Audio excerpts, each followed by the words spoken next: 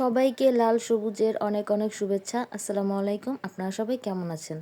যেহেতু আজ 16ই ডিসেম্বর, তো ভাবলাম বাইরে একটু ঘুরে আসি। তো আমি ফার্স্টে রেডি হয়ে গেলাম। দেন আমার চুলগুলো সুন্দর করে একটু স্ট্রেট করে নিচ্ছি। তো যেহেতু আমার চুলগুলো একটু কার্ল, তো তারপর শাড়ি পরে দেন একদম ফুল রেডি হয়ে আমি নিচে চলে আসলাম। তো আমি আজ একটি রেড শাড়ি পরেছি। যেহেতু 16ই ডিসেম্বর, লাল সবুজ শাড়ি পরলে একটু ভালো লাগবে। আর এই তো আমরা বের হয়ে গেলাম। আমরা আজ একটু বাইক দিয়ে ঘোরাঘুরি করব। তো 16ই ডিসেম্বরে রাস্তাঘাট অনেক সুন্দর করে সাজায়। এই কারণে আরাফকে নিয়ে এসেছি। আর আয়াত ওর ব্যাডমিন্টন টুর্নামেন্ট ছিল, সেইখানে খেলতে গিয়েছে। তো রাস্তায় বের হয়ে দেখলাম একদমই কোনো কিছুই ভালো করে সাজায়নি, জাস্ট হাতে গোনা কয়েকটা বিল্ডিং লাইট দিয়ে ডেকোরেশন করা। তো কি আর করার, ছেলেকে নিয়ে আসছিলাম যে রাস্তাঘাট সুন্দর করে সাজায় সেগুলো দেখাবো, বাট এখন এগুলো আর দেখার মতন কিছুই নেই। ছোটবেলায় আমরা সারা রাত জেগে পতাকা সাজাতাম 16ই ডিসেম্বর, মনে খুব একটা আনন্দ ছিল, বাট এখন এগুলো কোনো কিছুই হয় না।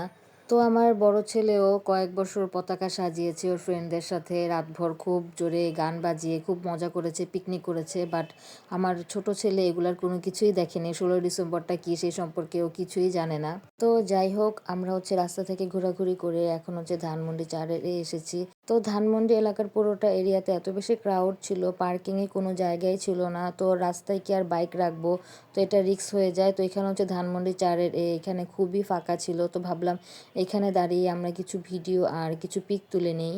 আর এই তো এখানে আমরা কয়েকটা সুন্দর সুন্দর পিক তুললাম আর ভিডিও করে, দেন এখন আমরা বাসায় চলে যাচ্ছি।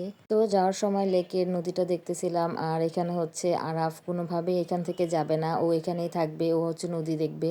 তো ওর পাপা ওকে টানতে টানতে নিয়ে যাচ্ছিল, কারণ একদম রাত হয়ে যাচ্ছিল। তো বাসায় আয়াত চলে আসছে, এই কারণে আমরা তাড়াতাড়ি করে চলে যাব। আর এইখানে একদমই খুবই ফাঁকা ছিল, তো এখানে এসে খুবই ভালো লাগলো। ওরকম ক্রাউড থাকলে বাচ্চা নিয়ে ঘোরাঘুরি করা যায় না। তো অনেক দিন পর ধানমন্ডি লেকে আসলাম, খুবই ভালো লাগতেছিল। তো আয়াত সাথে আসলে আরো বেশি ভালো হতো।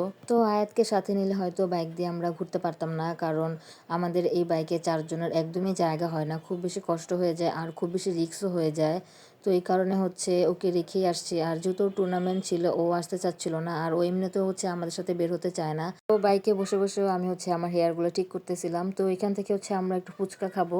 তো ফুচকার কোনো দোকানই খালি পাচ্ছিলাম না। তো ভাবলাম আমাদের এলাকায় একটা খুব মজার ফুচকার দোকান আছে। তো এটা আমার এবং আমার হাজব্যান্ডের দুজনেরই পছন্দ, তো সেখানে যাব। তো এই তো সেখানে আমরা চলে এসেছি। তো এখানে আরাফের সাথে যেহেতু আমি কোনো ভিডিও কিংবা পিক তুলতে পারিনি, তো ওর সাথে অনেক চেষ্টা করতেছিলাম ভিডিও করার, একটা ছবি তোলার, বাট ও কোনোভাবেই তাকাবে না। আমার দুই ছেলের সাথে আমি কোনোভাবেই একটা ভালো মতন ছবি তুলতেই পারি না। তো দেন আমরা ফুচকার দোকানে চলে এসেছি। এই দোকানের ফুচকার টকটা খুব বেশি মজা হয়, আমার খুব বেশি ভালো লাগে। তো আরাফ যেহেতু ফুচকা খাবে না, তো ও ওর পাপার সাথে যে এখন চকলেট কিনে নিয়ে আসছে। তো ওর পাপার সাথে বের হলে ওর মুখে চকলেট কিংবা অন্য কিছু থাকতেই হবে। আর যেহেতু 16ই ডিসেম্বর ছিল, দোকানেও খুব বেশি ক্রাউড ছিল, আর এটা হবেই স্বাভাবিক। তো সবাই একটু ঘোরাঘুরি করতে বের হয়েছে।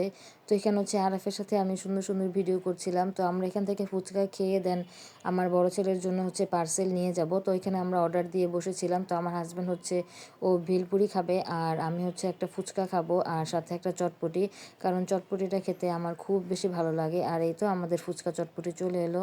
আর এই তো আমাদের খাওয়া দাওয়া শেষ করে বাসায় চলে যাচ্ছি। আমার ভিডিওতে লাইক কমেন্ট শেয়ার করবেন। আপনাদের সাথে দেখা হবে আবার নেক্সট কোনো ভিডিওতে। তত পর্যন্ত ভালো থাকবেন, সুস্থ থাকবেন। আল্লাহ হাফেজ।